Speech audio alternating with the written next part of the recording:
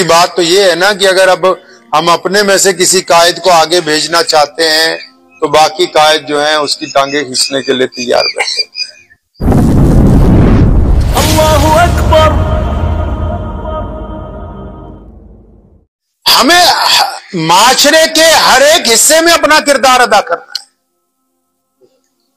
मैंने निजाम को कहा अभी यहां आके कि जलसे में गैर मुस्लिम दोस्तों को क्यों नहीं बुलाया, यदि ज्यादा कोई ताल्लुक बनाया ही नहीं। हम जिस मुल्क में रहते हैं, मोहम्मद रसूलुल्लाह सल्लल्लाहु अलैहि वसल्लम ने जो हमें फन दिया है, उसकी ताकत के जरिए पूरी कायनात में इस्लाम ने अपनी मोहब्बत की खुशबू बखेरी है।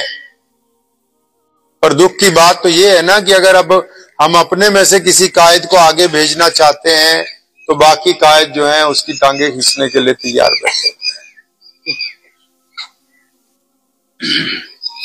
अपनी जिम्मेदारी अदा कीजिए। सबसे पहले अपनी नीयत को अच्छा करें। अगर तो नीयत दुरुस्त है तो खुदा की मदद है, अगर नीयत दुरुस्त नहीं तो खुदा की मदद है। अपनी नीयत को दुरुस्त कीजिए, अच्छा कीजिए उसको। यह सुन्नत है मोहम्मद सल्लल्लाहु अलैहि वसल्लम की कि जब भी आप सोचेंगे तो पॉजिटिव सोचेंगे। कैसे सोचेंगे जी? कैसे सोचेंगे? पॉजिटिव सोचेंगे। एक किस्सा आपको सुनाता हूं, फिर अपनी बात करूंगा। आप लोग कैसे सोचते हैं और हमारे नबी सल्लल्लाहु अलैहि वसल्लम कैसे सोचते हैं।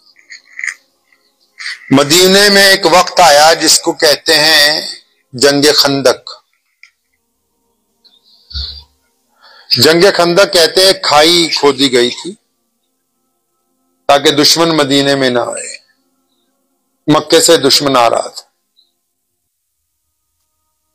तो खाई खोदते खोदते रास्ते में एक इतनी पहाड़ी का टुकड़ा आ गया जो टूट नहीं रहा था।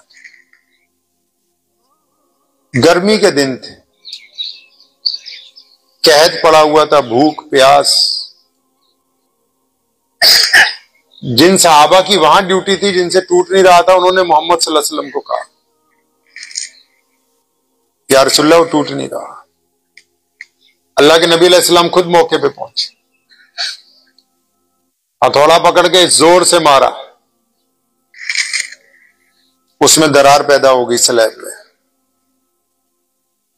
अल्लाह के नबी अलैहिस्सलाम ने क्या फरमाया? फरमाया अल्लाह ने फारस की चाबियां मुझे अता फरमाई। दूसरा हथौड़ा मारा तो उसके टुकड़े हो गए। फरमाया अल्लाह ने कैसर और किसरा की चाबियां मुझे अता फरमाई। यानी आप हालात देखें, भूख है, प्यास है, कहत है, दुश्मन सिर पे खड़ा हुआ है, वो अपने सहाबा को डांट नहीं रहे, डरा नहीं रहे, बदतरीन हालात में भी अपने लोगों को हौसला देने की बात करते। आप क्या करते हो? अपने घर में ही क्या करते हो बताओ? कोई बीमार हो जाता है तो उसको डराते हो, किसी का कारोबार बैठ जाता है उसको डराते हो, कोई आपके लिए निकल के आगे आना चाहते हो उसको डराते हो, कोई दीन की खिदमत में लग जाता है उसको डराते हो। चाहे कोई गैर मुस्लिम ही पड़ोसी क्यों ना हो, दोस्त क्यों ना हो, उसका कोई नुकसान हो गया हो, उसको हौसला देने की बजाय उसको भी डराते, यार बहुत बुरा हुआ, बुरा हाल है अब तो। मोहम्मद साहब सल्लल्लाहु अलैहि वसल्लम ने ऐसी तालीम नहीं दी। अल्लाह के नबी ने फरमाया लोगों को खुशखबरियां बांटो, इनको हौसला दो, डराओ नहीं इनको डराने की बात ना कीजिए लोगों को आप। और ये जो लोगों में ऐनक उतार लिया कीजिए, लोगों में सिर्फ मुसलमान ही नहीं आते, सारे ही आते हैं। लोगों में सारे ही आते हैं। लोगों को डराएं नहीं। और जो लोग चाहते हैं कि आपको संगठित करके एक जगह ला के आपको इज्जत और वकार का रास्ता दिखाएं, इखलास के साथ। आपने कभी मस्जिद को ध्यान से देखा नहीं असल में। जब नमाज होती है ना,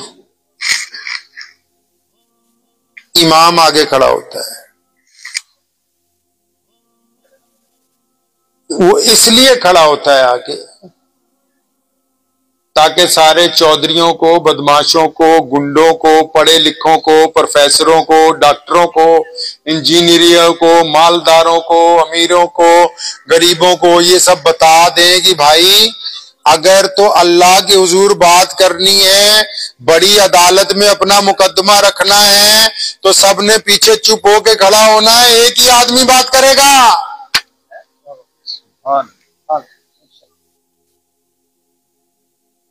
तभी तो नियत में कहा कि मैं नियत करता हूं पीछे, हाँ भाई इसका कहना मानूंगा ये जो कर रहा है। आपने तवज्जो ही नहीं दी कभी। आप अगर आप नमाज को ही समझ लें, आपको सियासत समझ आ जाए। नमाज की अदायगी में चूं चरा नहीं है। इमाम कहेगा कि कयाम में रहना है तो आपको कयाम में रहना होगा। इमाम अगर जिस वक्त आएगा रुकू में जाएगा तो आपको रुकू में रहना होगा। जब इमाम कहे जाएगा सजदे में तो आपको सजदे में रहना होगा। जब इमाम सलाम फेरेगा उस वक्त आपको सलाम फेरना होगा। आपको उसकी इताअत और फर्माबरदारी में ही नमाज मुकम्मल होगी। अगर आप इमाम से बगावत करेंगे तो आपकी नमाज नहीं होगी। तो इसी तरह आप दुनिया में सियासत के इमाम से भी बगावत करेंगे तो आपकी नमाज नहीं होगी।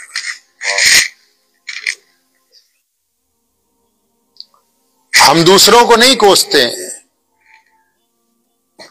हम अपनों की बात करते हैं, क्योंकि मोहम्मद सल्लल्लाहु अलैहि वसल्लम ने हमें सिखाया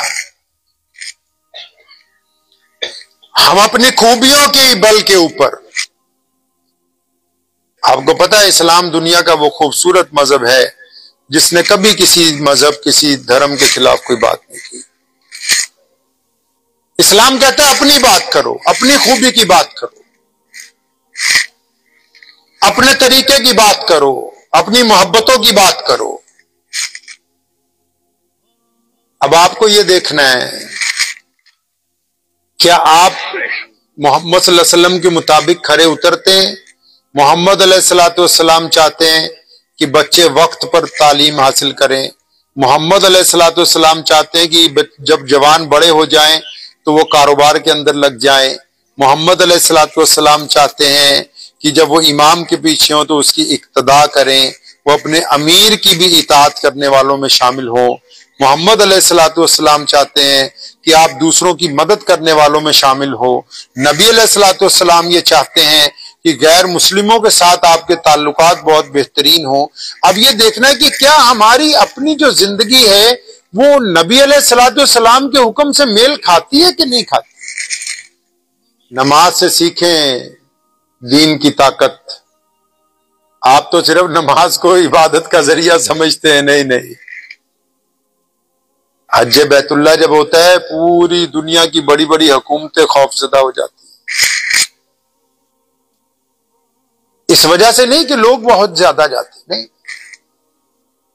इस वजह से कि वो डिसिप्लिन आला था। मोहब्बत, एक दूसरे का खुलूस, प्यार, हमें भी तो देखना है। इस मुल्क में 1000 साल की हमारी तारीख है। मुल्क की जंग आजादी में हमने कुर्बानियां दी हैं। शायद ही किसी मजहब का कोई ऐसा लीडर होगा जिसके साथ मुसलमानों ने साथ ना दिया हो, चाहे वो सुभाष चंद्र बोस हो, चाहे पंजाब केसरी लाला लाजपत राय हो, चाहे शहीद आजम सरदार भगत सिंह हो। कोई ऐसा लीडर नहीं मिलेगा आपको कि जिसके दाएं या बाएं मुसलमानों ने अपने मुल्क के लिए कुर्बानियां ना दी।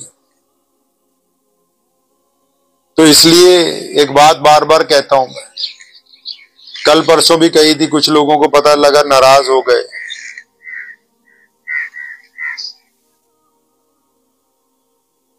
मैं परस्ती ने हमें मार दिया है। शैतान ने, अल्लाह ने जब आदम अलैहिस्सलाम को बनाया सारे फरिश्तियां को इकट्ठा किया, फरमाया इज्जत करो। सबने कहा लब्बैक।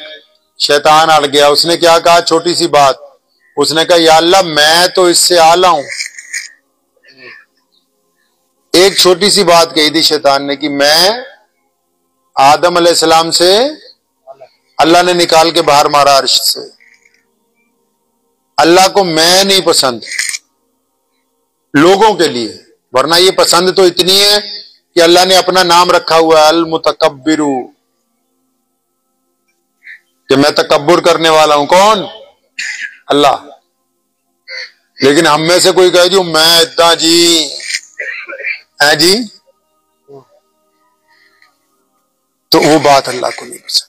हम इकट्ठे क्यों नहीं हो पाते, इत्तेफाक क्यों नहीं बन पाता? क्योंकि हमारी अना बीच में फंसी हुई। सहाबा किराम रज़ियल्लाहु तआला अजमईन की जमात क्यों कामयाब थी? बिलाल हबशी जब अजान देने के लिए बैतुल्लाह की छत पर चढ़े तो सेहन में शहजादा मक्का सैयदना अबू बकर सिद्दीक रज़ियल्लाहु ताला अन्हु, रईस मक्का सैयदना उमर बिन खत्ताब रज़ियल्लाहु ताला अन्हु और वहां के दौलतमंद रईस सैयदना उस्मान ज़िन्नुरैन रज़ियल्लाहु ताला अन्हु और वहां के शेर मौला अली शेर खुदा रज़ियल्लाहु ताला अन्हु और वहां के अरबपति अब्दुर्रहमान बिन औफ रज़ियल्लाहु ताला अन्हु और अमीनुल उम्मत हजरत अबू उबैदा बिन जर्राह रज़ियल्लाहु ताला अन्हु, रसूलुल्लाह के चचा सैयदना अब्बास रज़ियल्लाहु ताला अन्हु, मुसलमानों का सबसे बड़ा जर्नैल सैयदना खालिद बिन वलीद रज़ियल्लाहु ताला अन्हु, इतने और सैयदना अबू ज़र गफ्फारी जो फुकराए सहाबा में से हैं, वो सारे के सारे मौजूद हैं। और जब कहा गया कि बिलाल अजान देगा, सबने अपनी गर्दनें झुका ली। इस निसार की वजह से, इन मोहब्बतों की वजह से इस्लाम आज यहां तक पहुंचा है। असी फाट जानने के यार मेरी फोटो बीच में है कि नहीं? नहीं, तेरी नहीं आई है। नहीं आई। वो कहते हैं ना, एक शेर भी है उसके, मोहब्बत की नमाजों में इमामत एक को सौंपो है। मोहब्बत की नमाजों में इमामत एक को सौंपो, इधर तकने उधर तकने से नीयत टूट जाती है। काम कोई भी हो, अगर आप अपने आप को समर्पित करेंगे, निछावर करेंगे तो कामयाब रहेंगे। और अगर आप में आना फंसी हुई है जी मैं ही मैं, तो फिर आप आगे नहीं बढ़ेंगे। जुड़िए आपस में, लोगों को जोड़िए। जो गैर मुस्लिम दोस्त हैं, भाई हैं, जिनको इस्लाम के मुतालिक कोई गलत फहमी भी है, उसको अपनी जुबान से नहीं अपने किरदार से दूर कीजिए। अपने किरदार से। और मुसलमान दूध पांदा थे जो पानी नहीं है, और अगर वो पानी पा रहा है तो वो मुसलमान नहीं है। तो मुसलमान गल्ले के ऊपर बैठा है तो 1 रुपए की बेईमानी नहीं करेगा। अपने किरदार को मजबूत करो। आज भी हम पंचायत में बैठ जाए ना अगर 2-4 गैर मुस्लिम दोस्तों के साथ, और कोई मुसलमान झूठ बोले तो सामने वाला गैर मुस्लिम दोस्त क्या कहता है? तो यार शर्म नहीं आती तू मुसलमान होके झूठ बोली जाना है। इसका मतलब हमारे बुजुर्गों ने इतनी सच्चाई से इस देश में अपनी सामाजिक व्यवस्था को स्थापित किया है कि आज भी लोग मानते हैं कि मुसलमान झूठ नहीं बोलते। आज भी लोग मानते हैं कि मुसलमान शराब नहीं पीते। इसलिए दुनिया के रंगों में ना जाइए, अपने अंदर तब्दीली लाइए, ले आएंगे इंशाअल्लाह। मुझे उम्मीद है कि आपको ये वीडियो पसंद आई होगी। अगर पसंद आई हो तो ये आप अपने दोस्तों के साथ शेयर करें और इस चैनल को सब्सक्राइब जरूर करें।